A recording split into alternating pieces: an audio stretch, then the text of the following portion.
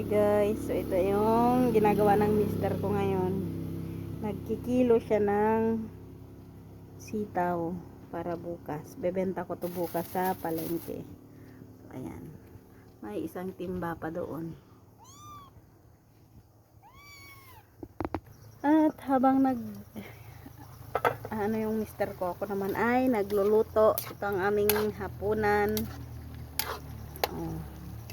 At ay balon-balunan na may patatas at sayote. So, ayan. Konti lang kasi yung sahugan natin ng maraming sayote. At ayan, okay na.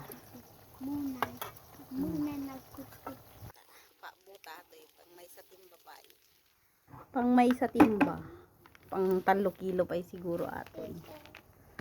Kit at amigi na kilo nan oh. Kastoy ti biag mi. Kat atoy matisidaen mi reject. Pang reject kami lang. Kastoy ti biag ti lumalako. Pang reject lang tisidaen da.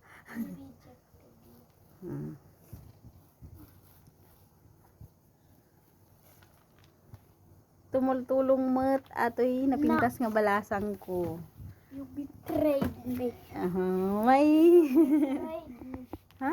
Betrayed na? Betrayed me. Paano naman ako naging betrayed? Na-betrayed kita. Oh, may duck sa kanyang ulo, nakauso siya. Oh, trending. Oh, sana all sunod sa uso. Oh, ang kanyang duck. Mangingitlog niyan bukas, anak. Magkakain garot ako. Oo. Baka hindi Yan, naman masipag ako yan. magkakain Oh. ako. Alam niya yung reject Madi. at hindi. Alam niya yung reject at hindi. Reject ka to? Mm.